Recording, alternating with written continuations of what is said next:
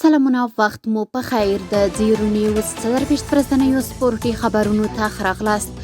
چهارشنبه د 1404 هجري لمریز کال د مرغومي 18 او د 2026 زیږدیز کال د جنوري 9 ده. مننه چې له موږ سره یاست. زموږ پاڼې هرومرو خوښې کړئ.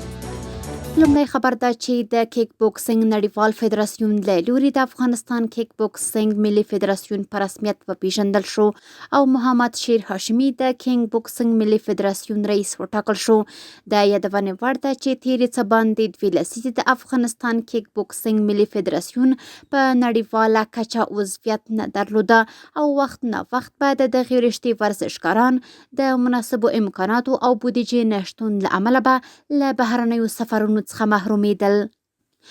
د اولمپیک بدني روزنې او ورزش عمومي رئیس مولوي احمد الله وثیق او ورسره پلاوي ننګرهار ولایت ته د سفر پر مهال د دغه ولایت د بدني روزنې او ورزش ریاست له کارکوونکو او ورزشکارانو سره وکتل. نوموړي ورزش د یووالي او ارزښت سمبول وباله او د ورزشکارانو د ملاتړ ډاډ ورکړ.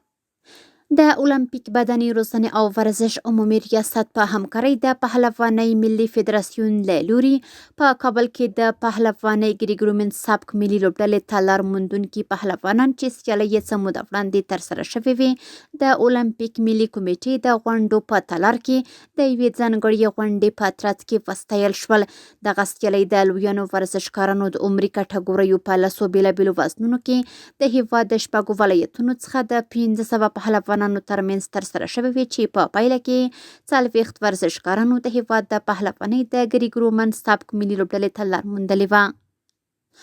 او وروستی خبر هم ده چې د رحمان الله ګوربز ډاکا کاپیټل لوبډلې له 3 ماتو وروسته بریا خپله کړه.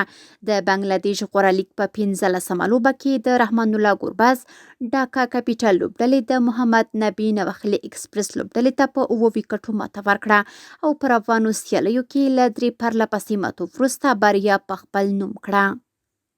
سپورټي خبرونه هم دومره وو. په خواله رسنیو باندې فیسبوک، انسټاګرام، ایکس پخوانی ټویټر، یوټیوب او ټیک ټاک زموږ خبرونې خوښې او موږ تعقیب کړئ. آدرس یې 0 نیوز 24 تر سبانۍ خبرونې د الله په امان.